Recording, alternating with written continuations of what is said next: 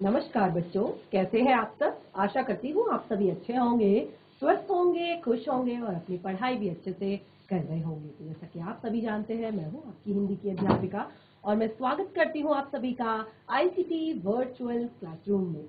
और आज हम यहाँ पर एकत्रित हुए हैं पढ़ने के लिए क्लास 8 की हिंदी।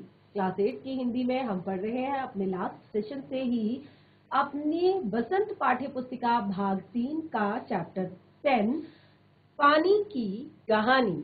तो पानी की कहानी जो चैप्टर है उसमें काफी कुछ बातें आपने लास्ट सेशन में पढ़ ली है कि किस तरह से पानी की एक छोटी सी बूंद जब जब यहाँ पर लेखक ने इसको अपने तरीके से लिखा है इस कहानी को, तो उन्होंने इसको अपने आप से जोड़कर बनाया है। वो कहते हैं कि मेरे हाथ में जब वो पानी की एक बूंद गिरी थी, तो फिर जब उसने अपनी कहानी को सुनाना स्टार्ट किया, अपनी कहानी सुनाना शुरू किया, तो उसने बताया कि कैसे कैसे वो पानी की बूंद जो है पेड़ तक पहुंची और कैसे वो उनके हाथ पर गिरी और किस तरह से वो उनसे सुरक्षा मांग रही है। वो कहती है कि मैं आपसे रक्षा चाहती हूँ, मैं चाहती हूँ कि मैं दोबारा उन पेड़ की जड़ों से ना अवशोषित की जाऊं, मैं उड़ जाना चाहती हूँ, क्योंकि वो सूर्य के प्रकाश में उड़ जाती है। और इतना सभी को पता है कि जो वाष्पीकरण की प्रक्रिया होती है वो कैसे होती है।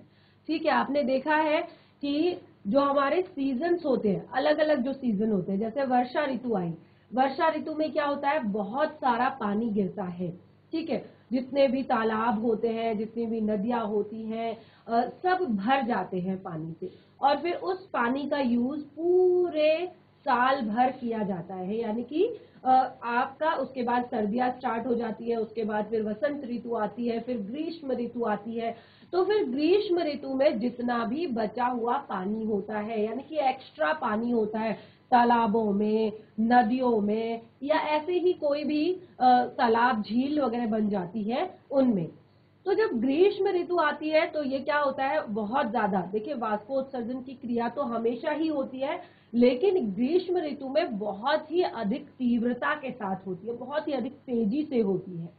ठीक है, क्योंकि सन जो होता है वो हमारी पृथ्वी के बहुत ज्यादा नजदीक होता है और बहुत ज्यादा टेम्परेचर जो है बहुत ज्यादा होता है और उस समय पर वाष्पोत्सर्जन की क्रिया जो है बहुत तेजी से होती है, यानी कि पानी के वाष्प में परिवर्तित होने की क्रिया बहुत तेजी से होती है। आपने देखा होगा गर्मियों में ज्यादातर जो तालाब होते हैं, झीलें होती हैं और नदियां होती हैं, उनमें भी पानी का जो लेवल होता है वो कम हो जाता है। तो यही रीजन है, क्योंकि वाष्पोत्सर्जन जो है बहुत तेजी से होता है। आपने एक चीज देखी होगी कॉमन सी, कि गर्मियों में जब हम कपड़े सुखाते हैं तो बहुत जल्दी सूख जाते हैं, यानी कि अगर आप कपड़े सुखाते हैं तो 1-2 घंटे बाद कपड़े पूरी तरह से सूख जाते हैं। चाहे आप कितने भी मोटे कपड़े सुखाएं, वो भी 4-5 घंटे में आराम से सूख जाते हैं। लेकिन सर्दियों में चाहे आप कितने भी पतले कपड़े सुखाते हैं, वो भी आपके शाम तक मुश्किल से सूख पाते हैं, क्योंकि क्या होती है, बहुत ज्यादा नमी होती है वातावरण में। आपने देखा होगा कोहरा इतना ज्यादा होता है और उस कोहरे में पानी की बूंदें बहुत ज्यादा होती हैं। तो एक तरह से नमी बहुत ज्यादा होती है वातावरण में और वातावरण द्वारा जो वो पानी है वो अवशोषित जल्दी से नहीं हो पाता है। तो यही सारी बातें यहाँ पर बताई गई हैं और लास्ट सेशन में आपने इसी से संबंधित एक वीडियो भी देखा था जो बहुत ही ज्यादा इंटरेस्टिंग था। उसने पूरे चैप्टर का सार भी आपको यहाँ पर बता दिया था। तो एक बार रिवाइज कर लेते हैं क्या कुछ पढ़ा है हमने लास्ट सेशन में, उसके बाद अपने टॉपिक को कंटिन्यू करते हैं। तो देखिए, हमने यहाँ पर पढ़ा था कि लेखक ने बताया था कि जैसे ही मैं आगे बढ़ा तो बेर की झाड़ी पर से मोती की एक बूंद सी मेरे हाथ पर पड़ी और मेरे आश्चर्य का ठिकाना न रहा और मैंने देखा कि ये तो ओस की बूंद है और वो बूंद उनके हाथ पे ही थी और उन्हें थोड़ी देर बाद कुछ झनकार सी सुनाई देने लगी और जब उन्होंने चारों ओर देखा तो उन्हें ये अनुभव हुआ, ये फील हुआ कि ये स्वर तो उनके हाथ से आ रहा है। और जब उन्होंने अपने हाथ पर देखा, ध्यान से देखने पर उन्हें मालूम हुआ कि बूंद के 2 कण हो गए हैं, यानी कि इस तरह से वो बूंद हिल रही थी तो उसके 2 कण हो गए थे अलग अलग। ठीक है, वे दोनों हिल हिल कर ही ये स्वर उत्पन्न कर रहे थे और उसी से ये सुरीली आवाज आ रही थी और उसी में बीच में एक आवाज आती है, सुनो सुनो। तो देखिए, अगर आसपास कोई ना हो और सुनो सुनो की आवाज आए तो आप भी एक बार के लिए चौंक जाएंगे कि ये आवाज कहाँ से आ रही है। तो सेम उनके साथ भी यही हुआ, उन्होंने सोचा कि ये आवाज कहाँ से आ रही है। उसके बाद फिर से स्वर दोबारा आया, सुनो सुनो। तो अब उन्होंने कहा कि एक तरह से वो बहुत ज्यादा उत्साहित हो गए और उनके मुख से अचानक ही निकल गया, कहो कहो। तब ओस की बूंद ने मानो प्रसन्नता से, एकदम से एक्साइटेड होकर उसने कहा कि मैं ओस हूं। तो उन्होंने कहा मैं जानता हूं और लोग मुझे पानी कहते हैं। तो उसने कहा मैं बेर के पेड़ से आई हूं। तो सबसे मेन चीज जो शुरू हुई कहानी बताने की प्रक्रिया वो यहाँ से हुई कि उसने कहा मैं बेर के पेड़ से आई हूँ।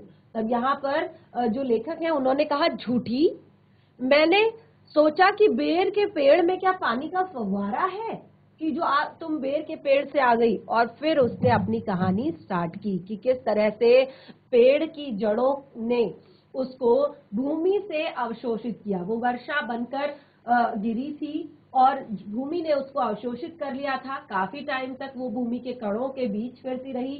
फिर अचानक एक दिन उसको पेड़ के जो जड़ें हैं, उन जड़ों की जो रोए हैं, उन्होंने उसे अवशोषित कर लिया। 3-4 दिन उसको लगे पेड़ की ऊपर शाखा यानी कि पत्तियों तक पहुंचने में। और फिर किसी तरह उसने अपने आप को वहां पर यूज होने से बचाया, क्योंकि क्या मैंने आपको बताया था कि प्रकाश संश्लेषण की प्रक्रिया होती है सनलाइट की प्रेजेंस में। जब सूर्य का प्रकाश उपस्थित होता है तो प्रकाश संश्लेषण की प्रक्रिया होती है।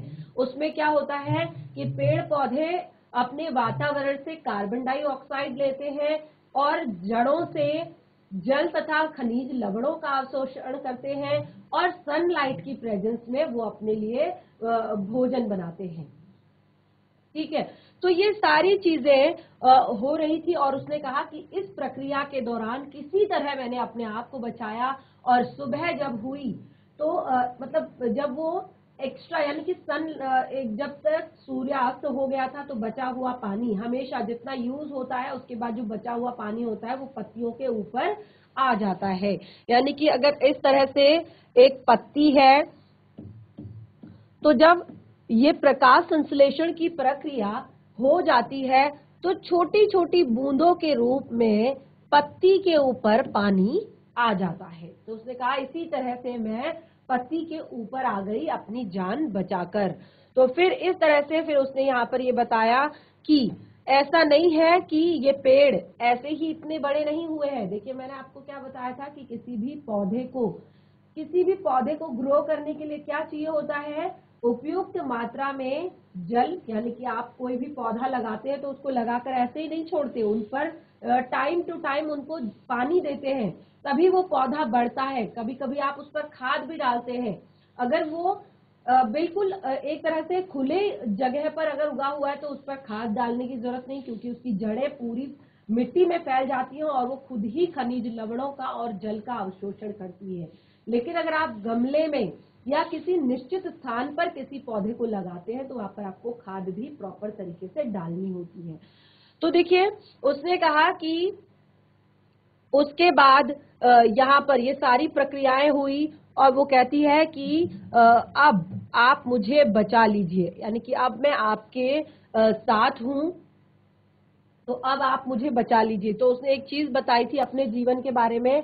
उसने कहा कि मेरा जीवन जो है विचित्र घटनाओं से परिपूर्ण है। यानी कि जब उसने कहा कि भैया मैं आपका धन्यवाद करती हूँ कि आपने मुझे हाथ में ले लिया, जब तक सूर्य ना निकले तब तक मैं अपनी रक्षा चाहती हूँ। मैं चाहती हूँ कि आप दोबारा से मुझे जमीन पर ना छोड़ें, दोबारा से मुझे भूमि अवशोषित ना करे, क्योंकि फिर कभी ना कभी मैं पकड़ी जाऊंगी। और फिर उसने कहा कि आपको पता है कि मेरा जो जीवन है वो विचित्र घटनाओं से परिपूर्ण है। यानी कि पानी की कहानी, देखिए पानी के जीवन की पूरी कहानी इस पे है।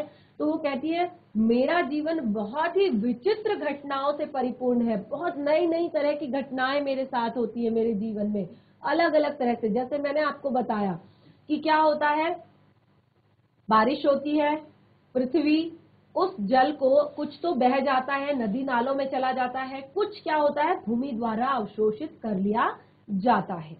ठीक है। अब जो पानी नदी नालों में बहता है उसका पहले तो साल भर उसको यूज किया जाता है एनिमल्स के द्वारा, मनुष्य के द्वारा, ठीक है, पीने के लिए या जीव जंतुओं के पीने के लिए, बहुत सारे पूरे साल भर लगभग एक तरह से उसको यूज किया जाता है और थोड़ी थोड़ी मात्रा में उसका वाष्पोत्सर्जन भी होता रहता है। लेकिन जब ग्रीष्म ऋतु आती है तो पूरा जल ज्यादातर जो है वो वाष्पोत्सर्जित हो जाता है, ठीक है, वाष्प के द्वारा उड़ जाता है। तो देखिए वो आप बताती है कि किस तरह की विचित्र घटनाएं हैं ये सब। मैं उसकी कहानी तुम्हें सुनाऊंगी और तुम्हारा हाथ तनिक भी नहीं दुखेगा, यानी कि अगर तुम इस तरह से मेरी कहानी सुनते रहोगे तो तुम्हारा हाथ बिल्कुल भी नहीं दुखेगा, यानी कि तुम मुझे बिल्कुल इसी तरह से तब तक पकड़ कर रखो जब तक सूर्योदय नहीं हो जाता है और मैं तुम्हें ये सारी कहानियां जो है सुनाती जाऊंगी अपने जीवन की। तो अब देखिए कैसे होता है पानी का निर्माण, कैसे पानी बना। बहुत दिन हुए मेरे पुरखे हद्रोजन, हद्रजन यानी कि जिसको कहते हैं हम हाइड्रोजन, ठीक है, और ओशजन, और ओशजन, ऑक्सीजन, ठीक है। तो वो कहती है बहुत दिन हुए, यानी कि बहुत दिन पहले की बात है, मेरे पुरखे हद्रजन यानी कि हाइड्रोजन और ऑक्सीजन ऑक्सीजन नामक दो गैसें वायुमंडल में लपटों के रूप में विद्यमान थी। तो उस समय यहाँ पर हाइड्रोजन और ऑक्सीजन दो गैसें जो थी वायुमंडल में लपटों के रूप में विद्यमान थी। जब मैंने आपको बताया था कैसे पृथ्वी का निर्माण हुआ, हमने इससे पहले यहाँ पर आपके एक और चैप्टर इसी तरह का पढ़ा है जिसमें ये सारी बातें बताई गई हैं। आपने क्लास 7th में भी इस तरह का चैप्टर पढ़ा है एक, कि कैसे होता है हमारी पृथ्वी का निर्माण, कि हमारे हजारों वर्ष पूर्व हमारी पृथ्वी जो थी वो आग का धधकता हुआ गोला थी, ठीक है, आग का धधकता हुआ गोला थी। और उसके बाद धीरे धीरे जब पृथ्वी ठंडी हुई तो उस समय पर बहुत सारी गैसें हमारी पृथ्वी पर बनी, बहुत सारी गैसें बनी और उन गैसों में हाइड्रोजन और ऑक्सीजन भी थे। और ये कैसी गैसें थी, बहुत ज्यादा गर्म थी, बहुत ही ज्यादा गर्म थी। और देखिए आपने देखा होगा कि जहां पर आग होती है, जब वो आग बुझ जाती है तो कैसे धुंध वहां पर फैली होती है।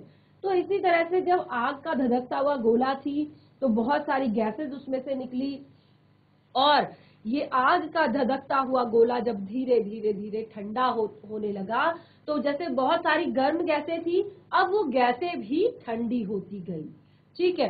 तो ये गैसें एक तरह से वाष्प के रूप में बन गई और वाष्प के रूप में बनी तो उसके बाद कई वर्षों तक हमारी पृथ्वी पर बहुत भारी वर्षा हुई, बहुत ज्यादा वर्षा हुई। एक तरह से पूरी पृथ्वी जो है पानी से भर गई और उसके बाद धीरे धीरे जो है इसमें जीव जंतु बने और जीव जंतुओं के सबसे पहले जो माइक्रो ऑर्गेनिज्म है वो बने, उसके बाद जो थोड़े बहुत जीव जंतु है वो बने, पेड़ पौधे उगने लगे।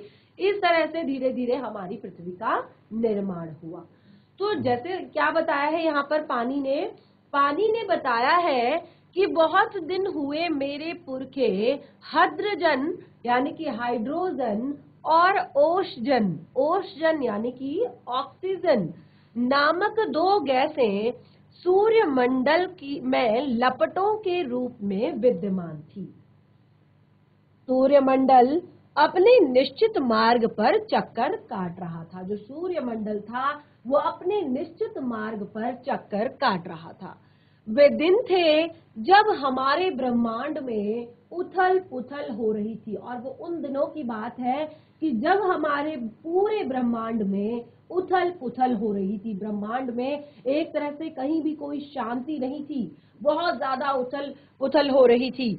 अनेक ग्रह और उपग्रह उस समय पर बन रहे थे, यानी कि ब्रह्मांड पूरा जिस तरह से पृथ्वी सूर्य का एक भाग थी और सूर्य का एक टूटा हुआ कण थी, तो उसी प्रकार बहुत सारे और भी कण हुए और भी भाग जो है उनके टूटे और उससे बहुत सारे ग्रह और उपग्रह बने। ठीक है, तो यहाँ पर अब क्या कहते हैं उससे, ठहरो, क्या तुम्हारे पुरखे अब सूर्यमंडल में नहीं है?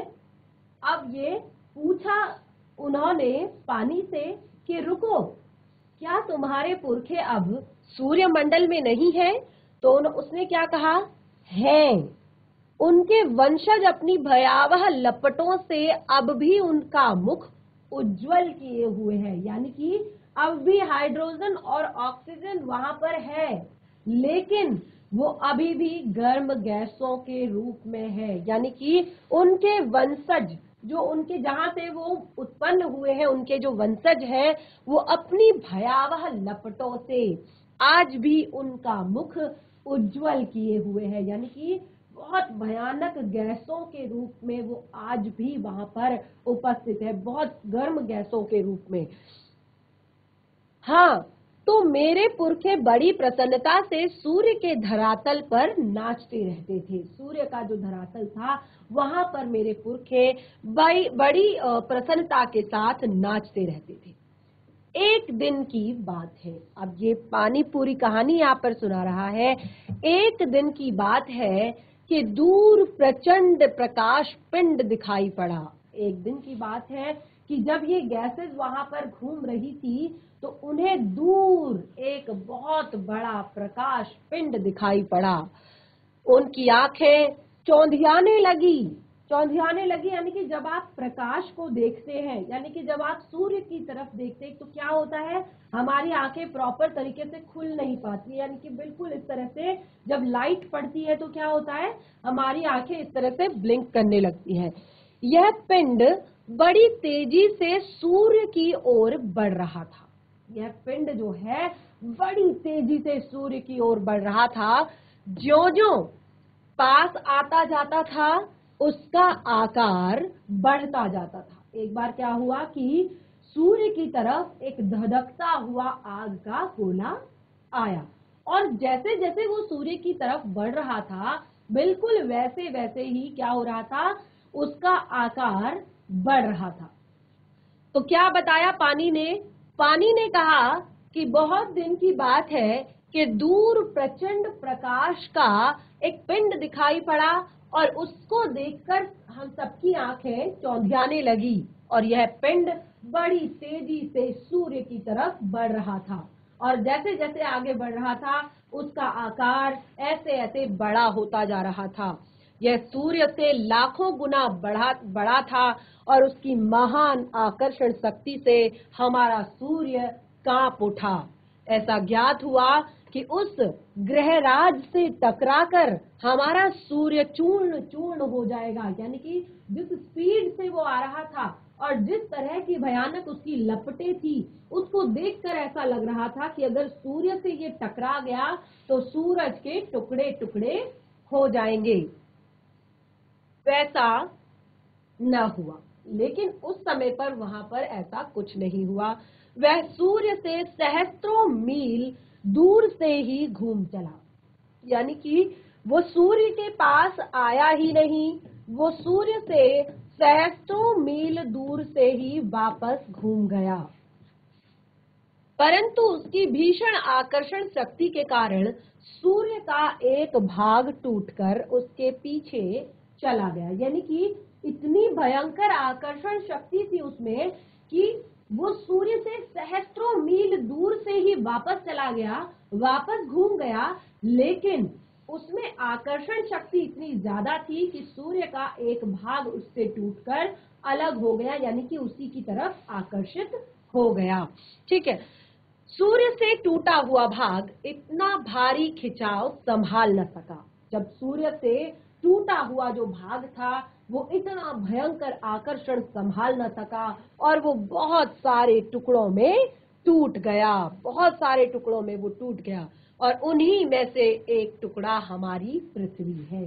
तो मैंने बताया था आप लोगों को कि हमारी पृथ्वी जो है वो आग का धधकता हुआ गोला थी, क्योंकि वो सूर्य से टूटा हुआ एक भाग थी। ये कैसे हुई सारी प्रक्रिया, यहाँ पर आपको बताया गया। और देखिए कितना ज्यादा इंटरेस्टिंग तरीके से यहाँ पर आपको ये बताया गया है। अगर यही सारी चीजें आप साइंस में पढ़ेंगे तो आपको लगेगा कि कितना बोरिंग है, क्योंकि यहाँ पे एक कहानी की तरह आपको बताया जा रहा है, तो आपको बहुत ज्यादा इंटरेस्टिंग लग रहा है और मुझे पता है कि ये आप कभी भूलेंगे भी नहीं। उन्हीं में से एक टुकड़ा हमारी पृथ्वी है। यह प्रारंभ में एक बड़ा आग का गोला थी, ठीक है, ऐसा, परंतु उन लपटों में से तुम पानी कैसे बनी? अब देखिए फिर से पानी की बूंद से प्रश्न किया कि परंतु उन आग की लपटों से तुम पानी कैसे बन गई? अब वो कहती है मुझे ठीक से नहीं पता। हाँ, यह सही है कि हमारा ग्रह ठंडा होता चला गया। देखिए मैंने आपको शुरुआत में ही बताई थी ये सारी चीजें कि धीरे धीरे क्या हुआ, हमारा जो ग्रह है वो ठंडा होता गया। आप कोई भी कोयले का टुकड़ा अगर आग से बाहर निकाल दें, काफी टाइम तक वो गर्म रहता है, जब तक उसके अंदर आग होती है वो गर्म रहता है, लेकिन उसके बाद थोड़ी देर बाद वो ठंडा हो जाता है ना। तो इसी तरह यहाँ पर भी हुआ कि हमारा ग्रह जो है धीरे धीरे ठंडा होता गया। और मुझे याद है कि अरबों वर्ष पहले मैं हाइड्रोजन और ओसजन के रासायनिक क्रिया से उत्पन्न हुई हूँ। मैं हाइड्रोजन और ऑक्सीजन की रासायनिक क्रिया से उत्पन्न हुई हूँ। तो उसने कहा कि हाइड्रोजन और ऑक्सीजन ने रासायनिक क्रिया की और उसके बाद में बनी हूँ। तो यहाँ पर उसने अपने निर्माण की प्रक्रिया बताई कि कैसे वो बनी।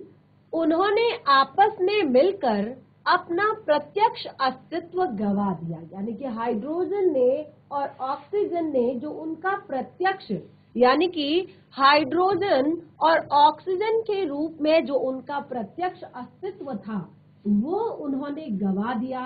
और मिलकर जो रासायनिक प्रक्रिया हुई, इस तरह का उसने अपना एक बनाया फॉर्मूला, और ये हमारे जल का सूत्र है, ठीक है, H2O। तो उसने कहा कि मैं प्रत्यक्ष अस्तित्व उन्होंने गवा दिया और मुझे उत्पन्न किया। मैं उन दिनों भाप के रूप में पृथ्वी में चारों ओर घूमा करती थी। क्लियर? उसने कहा कि मैं भाप के रूप में पृथ्वी में चारों ओर घूमा करती थी। उसके बाद न जाने क्या हुआ, जब मुझे होश आया तो मैंने अपने आप को ठोस बर्फ के रूप में पाया। यानी कि वो कहती है कि उसके बाद न जाने क्या हुआ, और जब मैंने अपने आप को दोबारा से पाया तो एक ठोस बर्फ के रूप में मैंने अपने आप को पाया। यानी कि आप जो टेम्परेचर है वो बहुत ही ज्यादा जो टेम्परेचर लो हो गया, वर्षा हुई और वो क्या है, पानी बनकर गिरी, और बहुत ज्यादा पानी होने के कारण और ठंड बढ़ी और वो बर्फ के रूप में जम गया। मेरा शरीर पहले भाप के रूप में था, वह अब अत्यंत छोटा हो गया था। वह पहले से कोई 17वां भाग ही रह गया था। मैंने देखा कि मेरे चारों ओर मेरे असंख्य साथी बर्फ बने पड़े हैं। यानी कि उसने देखा कि जब मुझे होश आया तो मैंने देखा कि मेरे चारों ओर जितने भी मेरे असंख्य साथी हैं, यानी कि जितनी भी बूंदें हैं वो सब बर्फ में बदल गई हैं। जहां तक दृष्टि जाती थी बर्फ के अतिरिक्त और कुछ न दिखाई पड़ता था। जिस समय हमारे ऊपर सूर्य की किरणें पड़ती थी तो सौंदर्य बिखर उठता था। जब बर्फ के ऊपर धूप पड़ती है वैसे ही बर्फ इतनी ज्यादा सफेद होती है, इतनी ज्यादा खूबसूरत होती है। अगर उसके ऊपर सूर्य का प्रकाश पड़ता है तो वो और भी ज्यादा चमक उठती है, और भी ज्यादा खिल जाती है। तो यहाँ पर यही कह रही है वो छोटी सी बूंद कि जिस समय हमारे ऊपर सूर्य की किरणें पड़ती थी तो सौंदर्य बिखर पड़ता था। हमारे कितने साथी ऐसे भी थे जो बड़ी उत्सुकता से आंधी में ऊंचा उड़ने, उछलने कूदने के लिए कमर कसे तैयार बैठते थे। बहुत सारे वो कहती है मेरे बहुत सारे साथी ऐसे भी थे कि जब आंधी आती थी तो उन्हें बहुत ज्यादा एक्साइटमेंट रहता था उत्सुकता रहती थी कि मैं आंधी में उड़ूं और एक स्थान से दूसरे स्थान पर जंप करूं। तो इस तरह से वो उसे पूछते हैं कि बड़े आनंद का समय रहा होगा वहां। यानी कि देखिए, बर्फ में तो सभी को आनंद आता है, मजा आता है कि नहीं आता है। जब हमें कभी कहीं घूमने का मन होता है तो हम ज्यादातर पहाड़ी क्षेत्रों में जाते हैं जहां पर बर्फ हो, आनंद लेने के लिए। तो उन्होंने भी यही पूछा कि बड़े आनंद का समय रहा होगा वहां। तो उसने कहा बड़े आनंद का। तो उसने कहा कितने दिनों तक, यानी कि जो बूंद है उसने कहा बड़े आनंद का, यानी कि मजे का था, लेकिन कितने दिनों तक। फिर उसने बताया कई लाख वर्षों तक। कई लाख? हाँ, चौंको नहीं, मेरे जीवन में 100-200 वर्ष दाल में नमक के समान भी नहीं है। यानी कि मेरे जो जीवन के 100-200 वर्ष हैं, वो तो दाल में जितना तुम नमक डालते हो उसके बराबर भी नहीं है। यानी कि मेरा जीवन बहुत लंबा है, मैंने बहुत सारी चीजें देखी है। तभी तो उसने कहा कि मेरे जीवन में बहुत सारी चीजें ऐसी हैं, विचित्र चीजें हैं, जिनकी कहानी तुम सुनोगे तो तुम्हें बहुत ज्यादा मजा आएगा, बहुत ज्यादा आनंद आएगा। और इस तरह की कहानी वो सुना रही है। अब वो कहती है कि मैंने ऐसे दीर्घजीवी से वार्तालाप करते जान अपने को धन्य माना और ओस की बूंद के प्रति मेरी श्रद्धा बढ़ती चली गई। अब लेखक कहते हैं दीर्घजीवी, यानी कि जो काफी टाइम से जीवित है, काफी टाइम से इस पृथ्वी पर है। तो वो कहते हैं कि मैंने ऐसे दीर्घजीवी से बात की तो मैंने अपने आप को धन्य समझा कि मैं धन्य हूं कि मुझे एक ऐसे इंसान को, इतना पुराना इतिहास तो कोई मनुष्य भी नहीं बता सकता, जिसने खोज की है वो भी नहीं बता सकता। इतने पुराने इतिहास को तो कोई भी नहीं समझा सकता है, कहीं पर लिखा हुआ नहीं है। आपको कहीं पर ये नहीं लिखा हुआ होगा, दिखाई देगा जिसको आप पढ़कर बता सकते हैं कि ऐसे ऐसे हमारी पृथ्वी बनी। लेकिन क्योंकि पानी जो है हमेशा से, जब से हमारी धरती का निर्माण हुआ तब से यहाँ पर है, तो वो पूरी कहानी को यहाँ पर सुना रहा है। तो ओस की बूंद के प्रति मेरी श्रद्धा बढ़ गई। लेखक कहते हैं कि ओस की बूंद के प्रति अब मेरा जो सम्मान था, मेरी जो श्रद्धा थी, वो बढ़ गई। हम शांति से बैठे एक दिन हवा से खेलने की कहानियां सुन रहे थे कि अचानक ऐसा हुआ कि हम मानो सरक रहे हैं। तो उसने कहा कि हम एक दिन बैठे हुए, क्योंकि ये सारी चीजें सदियों से चल रही थी और इस तरह से बर्फ के पहाड़ बने हुए थे। तो वो कहती है कि हम एक दिन हवा से खेलने की कहानियां सुन रहे थे कि हवा के साथ कैसे खेला जाए। ये कहानियां हम बैठकर सुन रहे थे। हमें अचानक से ऐसा अनुभव हुआ कि हम मानो सरक रहे हैं। अब देखिए, सरकेगा कैसे बर्फ? बर्फ कैसे सरकेगी? जब हमारी पृथ्वी का टेम्परेचर फिर धीरे धीरे क्या हुआ, और धीरे धीरे फिर बढ़ने लगा। क्योंकि एक तरह से अब जो पूरी धरती थी वो ठंडी हो चुकी थी, अब वो अपने नॉर्मल टेम्परेचर की तरफ आगे बढ़ने वाली थी।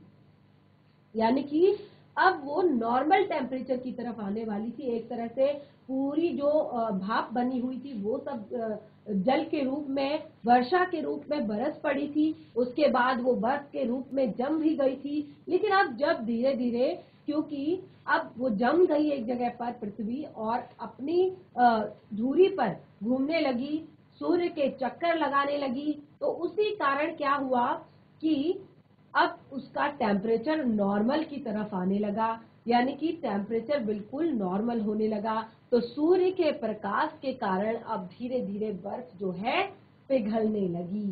तो वो कहती है कि अचानक एक दिन ऐसा अनुभव हुआ मानो हम सरक रहे हैं, मानो वो यहाँ पर है तो वो यहाँ से धीरे धीरे धीरे धीरे सरकने लगी। सबके मुख पर हवाइयां उड़ने लगी। यानी कि वो कहती है जितने भी हम फ्रेंड्स थे, जितने भी हम मित्र थे, जितने भी बर्फ का एक तरह से पूरी चट्टान थी, वो कहती कि सबके मुख पर फिर से हवाइयां उड़ने लगी कि अब क्या होने वाला है। इतने आनंद से इतने सारे दिन काटने के पश्चात अब दुख सहन करने का साहस हम में न था। वो कहती है इतने सारे लाखों अरबों वर्ष सुख से जीने के बाद, क्योंकि कोई काम ही नहीं था, पड़े रहना है बस, तो सुख में जीने के बाद अब हम में दुख झेलने का साहस नहीं था। यानी कि अब हम कुछ और अपने साथ नहीं चाहते थे कि कुछ और हो हमारे साथ। बहुत पता लगाने के बाद हमें ज्ञात हुआ कि हमारे भार से हमारे नीचे वाले भाई दबकर पानी हो रहे हैं। यानी कि जैसे ऊपर बर्फ है, नीचे भी बर्फ है, हर जगह बर्फ है, लेकिन यहाँ से प्रेशर पड़ रहा है और क्योंकि सनलाइट भी प्रेजेंस है तो इस कारण जो नीचे की बर्फ है वो धीरे धीरे पिघलने लगी। नीचे की बर्फ जो है धीरे धीरे पिघलने लगी और वो एक तरह से पानी बनकर पहाड़ों से निकलने लगी। तो इस तरह से अब जो पहाड़ों पर ऊपर की तरफ बर्फ थी वो नीचे खिसकने लगी, नीचे सरकने लगी। उनके शरीर ठोसपन को छोड़ चुका था। जो नीचे की तरफ बर्फ थी उनका शरीर अब ठोसपन को छोड़ चुका था, यानी कि अब वो सॉलिड से लिक्विड में आ गए थे। द्रव्य की 3 अवस्थाएं होती है। आप पूरा आंसर अपना क्लियर कर सकते हैं। कौन कौन सी अवस्थाएं होती है? कौन कौन सी अवस्थाएं होती है द्रव्य की? यस, माइक ले लीजिए।